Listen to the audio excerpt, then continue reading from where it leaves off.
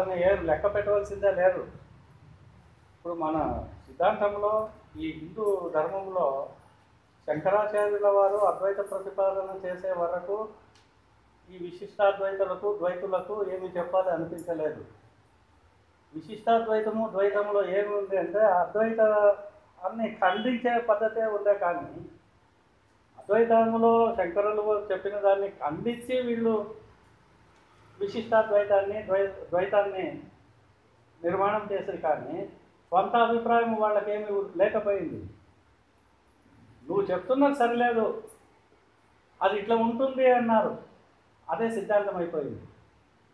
అది ఆ కాలం అట్లా ఉండే, ఎవరు చెప్తే వాళ్ళు వెంటపోయేది మంది. అట్లా పోయి ఇప్పుడు మనకు ఈ త్రిమతాలు తయారైనవి. శంకరులు వారు చెప్పే వరకు ఆయన మొట్టమొదటిగా ప్రస్థానత్రయం అని ఏమి చెప్పరు, ఆ ప్రస్థానత్రయానికి వ్యాఖ్యానం రాసే వరకు ఎవరు రాసింది? మళ్ళీ ఆయన రాసిన తర్వాతనే దాంట్లో దోషాలు ఉంది, నువ్వు ఇట్లా చెప్తే సరిపోదు అని చెప్పి విశిష్టాద్వైత ప్రకారము ఆ ప్రస్థానత్రయానికి, ద్వైత సిద్ధాంతం ప్రకారము అదే ప్రస్థానత్రయానికి వ్యాఖ్యానం చేసింది. అది అంటే దీంట్లో గొప్పవాడు ఎవడు అంటే శంకరుడే. ఎందుకంటే అతనికి స్వతంత్రంగా విచారణ చేసే ఒక ధోరణ ఉండింది, ధైర్యం ఉండింది, అంత స్తోమత ఉండింది. వీరులు నేను మాట్లాడతాను అని నన్ను ఖండించేదాని కొరకు తయారయ్యే వాళ్ళు కాదు కావాల్సింది. తత్వాన్ని అర్థం చేసుకొని ఇది ఇట్లనయ్యా అని నిర్ణయం చేసుకుంటే చాలా బాగుండేది. అది కాకుండా ఎందుకంటే వాళ్ళు దాన్ని వాళ్ళు ఆ ప్రసన్నత్రయానికి వాళ్ళు భాష్యం రాసేటప్పుడు విశిష్టాద్వైతులు ద్వైతులు శంకరులనే ప్రతిపక్షిగా పెట్టుకొని ఆయన్నే విమర్శన చేస్తారు, కానీ ఇంకా వీళ్ళు ఇతరులను ఎవరిని ఏమి అనలేదు. ఎందుకంటే ఇతరులు ఎవరు ఏమి చెప్పనేలేదు కదా ప్రస్థానత్రయాన్ని గురించి. మొట్టమొదటిగా భగవద్గీతను బయట తెచ్చితే శంకరులు. భగవద్గీతకు ఆయన వ్యాఖ్యానం రాసే వరకు ఎవరు రాసింది? ఎవరు రాయలేదు. అది పెద్ద కథ. అది ఆయన రాసే వరకు భగవద్గీత బయటపడలేదు, మహాభారతంలోనే ఉండిపోయింది. ఆయన వ్యాఖ్యానం రాసే మళ్ళీ అందరూ రాస్తుపోయింది. మొట్టమొదటిగా గీత పైన వ్యాఖ్యానం రాసింది ఆయన శంకరులు. అవును, ఇవన్నీ ఎట్లా అంటే అందుకే శంకర్ల వారు ఈ హిందూ ధర్మములో ఈ పునరుద్ధరణ కొరకు పుట్టినవాడే ఆయన. ఈ మన దీక్షితుల వారు అటువంటి స్వతంత్ర ఆలోచన కలిగిన మనిషి. నువ్వు చెప్పిందంతా విని అట్లనే ఒప్పుకునే మనస్థితి ఉన్నవాడు కాదు దీక్షితుల వారు. ఎందుకంటే దీక్షితుల వారి గురించి మనము తెలుసుకోకపోతే ఆయనకు అన్ని వేదాంగ పారంగతుడు అని మనము అందరూ చెప్తున్నది వింటున్నాము. 100 యజ్ఞాలు చేసే అంటారు, 100 కాకపోతే 1 చేస్తుంటే కూడా పర్వాలేదు. ఎందుకంటే యజ్ఞము చేసేది బ్రాహ్మణులు చేసే పని కాదు. యజ్ఞము వీళ్ళు జరుపుతారు, కానీ దాన్ని అంటే ప్రాముఖ్యత వీళ్ళకు ఉంటుంది. జరిపేది ఎవరుంటే ఎవరైనా రాజుగా ఉండాలి, అంత ఖర్చు పడుతుంది దాన్ని. ఈయన సొంత ఖర్చు పెట్టుకొని యజ్ఞాలు చేశాడంటే 100 కాదు 1 చేస్తుంటే కూడా అది ఆ కాలానికి ఎన్నో కోట్లు లెక్క. అంటే దీక్షితుల వారు ఇంతే చేసింది. తనకు సరి అనిపించే వరకు తాను అన్వేషిస్తూ పోయి ఎవరు చెప్తే కూడా దాన్ని అవును ఇది నా చెప్పిన మాట కాబట్టి దీంట్లో ఇదే సరే అనలే. కొన్ని చోట్లలో శివరామ దీక్షితుల వారు వీళ్ళకు తెలుసు, శంకరులకు తెలుసు ఇది అంటారు, రామానుజులకు తెలుసు ఉంటాడు, బసవన్నకు తెలుసు ఉంటాడు, అల్లమహాప్రభువుకు తెలుసు ఉంటాడు, చిన్నజీవ స్వామికి తెలుసు ఉంటాడు, అందరికీ తెలుసు ఉంటాడు. ఏమి తెలుసు? పరిపూర్ణ భావం తెలుసు అని చెప్తున్నాడా? తెలుసు అంటే ఏమి చెప్తున్నాడు అంటే అహంకారము అనేటటువంటిది చాలా కీడు చేస్తుంది అన్నది కూడా వీళ్ళందరికీ తెలుసు. అది చెప్తున్నాడు, కానీ ఇంకా అసల భావం తెలిసే దాన్ని మనము కల్పించుకోరాదు. చాలామంది అదే ప్రశ్న పెడతారు, వాళ్ళకంతా తెలిసింది అయినా దీక్షితుల వారు రాస్తారు కదా అంటారు. ఆయన ఏమి తెలుసు అని చెప్పారు? పరిపూర్ణ భావం తెలుసు అని చెప్పి నాకు జ్ఞానేశ్వరులకు తెలుసు అంటారు. జ్ఞానేశ్వరుడికి కూడా అద్వైతమే, శంకర్లో అద్వైతమే చెప్పి మనకు తెలిసిందే కదా. అంటే ఏమి తెలుసు అంటే అది అహంకారాన్ని గురించి చెప్పేటప్పుడు చెప్తారు. ఈ అహంకారము కీడు చేస్తుంది అనేది వీళ్ళందరికీ తెలుసు అని, అంతేకాని పరిపూర్ణ భావం తెలుసు అని కాదు. అయితే కృష్ణస్వామికి తెలుసు, సాందీపులకు తెలుసు. ఏమైందంటే ఆ పేరాలో అది వస్తుంది, నెక్స్ట్ పేరాలో ఇది సాందీపులకు తెలుసు, కృష్ణ భగవానులకు తెలుసు, అర్జునులకు తెలుసు, ఉద్ధవులకు తెలుసు అని చెప్పేటప్పుడు అది ఇది కలుపుకొని మనము తత్వము ఒకే తత్వము అందరికీ తెలుసు అనుకుంటాం. అట్లా కాదు, వాళ్ళకు తెలిసింది వేరే, వీళ్ళకి తెలిసింది వేరే. అసలు ఒక భూమ పదార్థం ఉంది అని అందరూ ఊహించింది, దాంట్లో ఏమీ సందేహం లేదు. ఆ భూమ పదార్థము అనేటటువంటిది చాలా గొప్పది, అది ఇటువంటిది అని దాన్ని వర్ణించలేము. దాన్ని ఏదైనా ఇది ఇటువంటిది అని చెప్పబోతే మనము చెప్పేటటువంటిది చెడిపోతుంది, కానీ పదార్థాన్ని మనము నిష్కర్ష చేసేదానికి అవతలేదు కాదు. కాబట్టి మళ్ళీ వీళ్ళు ఏం చేసేది అంటే అట్లా కాకూడదు, వారి ప్రయత్నం అది చెప్పేది చక్కగా చెప్పేస్తాము.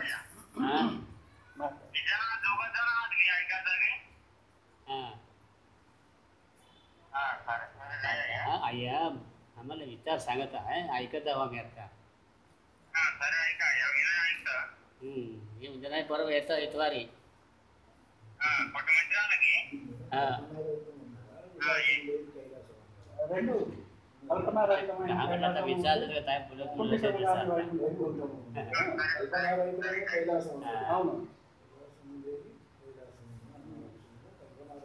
काय ఏం లేదు.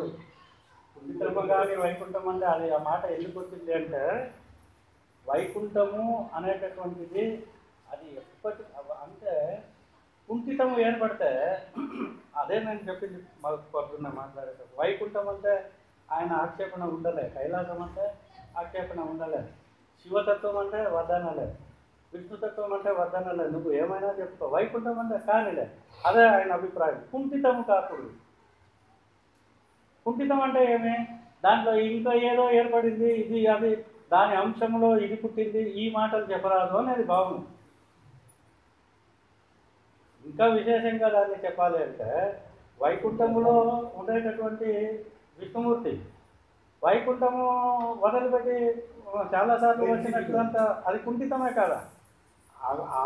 ఆయన వస్తాడంటే అది ఏమి లోక కళ్యాణం కొరకు వచ్చాడు, లోక కళ్యాణం కొరకు వచ్చింది కాదు. వెంకటేశ్వరుడి కథ, భార్యగా కోపపడింది, బయటపడింది, కుంఠితమైంది వైకుంఠం. దాన్ని నింపుకోవాలి, మళ్ళీ దీన్ని తీసుకుపోవాలి. దిగి వచ్చినా లేదు. కుంఠితం అంటే జారడము రావడం, కుంఠితము కానిది వైకుంఠం. ఉన్న స్థితిలో యథార్థంగా ఎప్పుడు ఉండేటటువంటి పరిస్థితిలోనే ఉంటే అది కుంఠితం కాని వైకుంఠం. అదే భావమే. కైలాసం అంటే కల్పితము లేకూడదు, ఉండకూడదు దాంట్లో. కైలాసం అంటే అను, కానీ కల్పనారహితంగా ఉండాలి. నువ్వు కల్పించుకోవద్దు కైలాసం అనేదాన్ని. కైలాసం అంటే సంతోషమే, కల్పన ఉండరాదు దాంట్లో, నీ ఆలోచనలు ఏమి రాకూడదు దాంట్లో. అదైతే ఒప్పుకుంటాను అంటాడు. ఇది ఇది ఇప్పుడు ఈ కొన్ని శబ్దాలు దీంట్లో వచ్చినవి అదే. ఇప్పుడు పొడి లేని ప్రసాదం అంటే, పొడి అంటే ఏమి, ఖండఖండంగా ఉండేటటువంటిది. పొడి లేని ప్రసాదం అంటే ఈయన భావన ఏముంటుంది అంటే అఖండమైనది. పొడి లేని ప్రసాదం గురుమూర్తి ప్రసాదించేది మీకు అగలతత్వాన్ని కదా, అఖండమైన పరిపూర్ణం కదా, ఆ భావం వస్తుంది. దాన్ని కదిలేని అది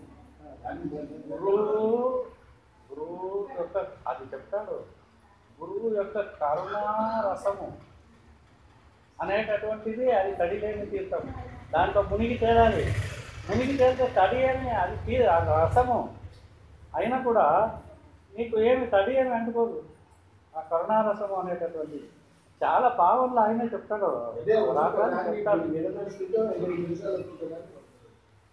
ఎంత ఇంకా నెక్స్ట్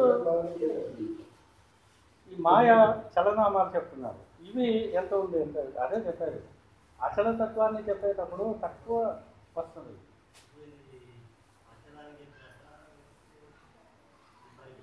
ఇది 4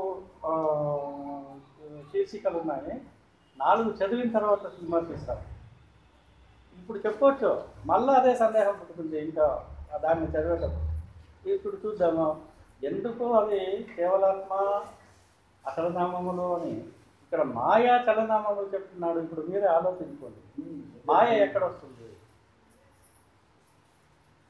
అచలానికి కేవలాత్మ అనేటటువంటి పేరు విశేషణంలో ఆత్మ, కేవలాత్మ అనే ఒక విశేషణం పెట్టి దాన్ని పిలువబడింది అంతే, కానీ అదేం మనం పిలవలేదు.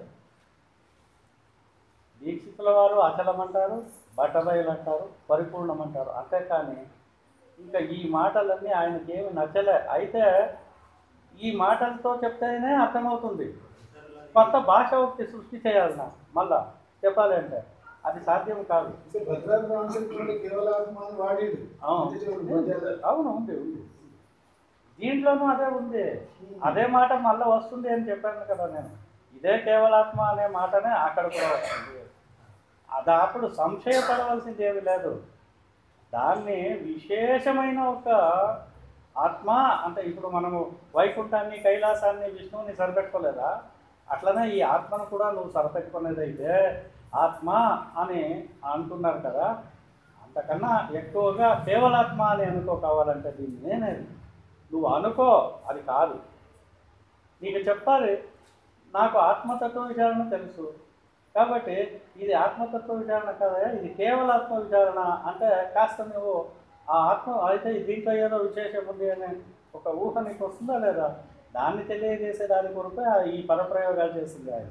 ఇవి ఇప్పుడు చదివేది కాదు. దీన్ని మీకు దీని సారం చెప్పేటప్పుడు మాకు పడదు. ఇప్పుడు కాదు, శబ్దాలు ఏమి చెప్పుకోవచ్చు. మాయ చలనామములు, అక్కడ కేవలాత్మ అచలనామములు. శీర్షికనే మీకు ఆ భావం తెలుస్తుంది. ఇది మాయ అచలనామములు.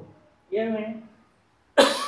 మాయ, ఎరుక, సచిదానందం, ఆత్మ, అనాత్మ, ఈశ్వరుడు, జీవుడు, నాదము, బిందువు, కళ, అహంకారం, తెలివి, జ్ఞానం, మనస్సు, చలనం, బుద్ధి, చిత్తం, ప్రకృతి, పురుషుడు, చైతన్యం, చిత్తు, భావము, అభావం, త్రిపుటి, జ్యోతి, త్రిగుణం, 25 కూటస్థుడు, 26 చిదగ్ని నంబర్లు దానికి ఆయన ఇస్తుండేది.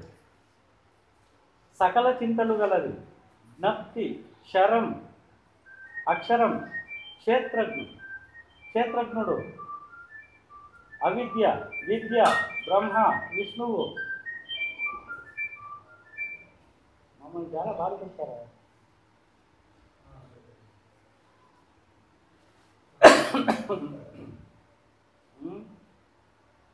అవిద్య, విద్య, బ్రహ్మ, విష్ణువు, ఇంద్రజాలం, మహేంద్రజాలం, కల్పిత కల్పవల్లి, అభాస సత్తు, అసత్తు, అహం, అనుకునేది, తెలిసింది, ఆశ, భ్రమ, భ్రాంతి, సత్తు, మహిమ, దృక్కు. ఇవన్నీ మీకు తెలిసినవే, కొత్తగా ఏ శబ్దము లేదు. అయితే క్రోడీకరించి ఒక చోటు ఇస్తున్నారు. వేదాంతము ఏదైనా చెప్పాలంటే ఈ శబ్దాలతోనే చెప్పాలి.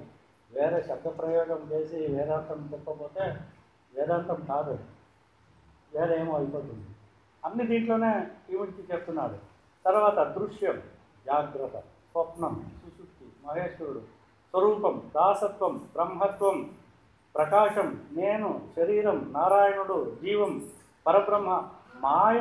ఇప్పుడు మాయ నామములు అనేటటువంటిది మీకు ఇక్కడ చెప్తున్నారు కదా. దీంట్లో కొన్ని తీసుకొని ఆ క్షేత్రజ్ఞుడు కానీ ఉన్న క్షేత్రజ్ఞుడు అదే ఆ పద్యం ఉంది కదా, బదలదు. ఆ రచనకి ఇదే మూలము.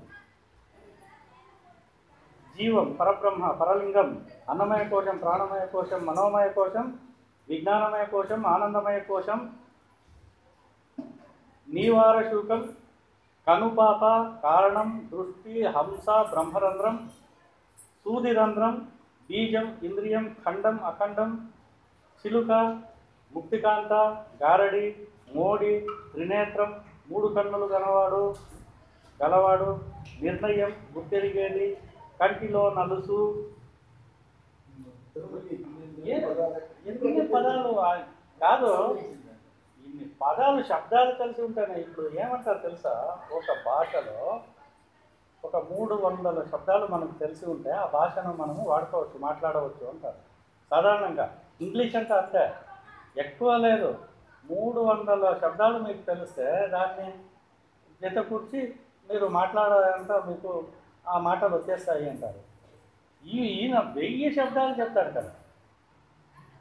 అంటే ఆ వేదాంతములో ఉండేటటువంటి ఎన్ని శబ్ద ప్రయోగాలు ఉందో అన్నీ తీసి దీంట్లో పెట్టున్నారు.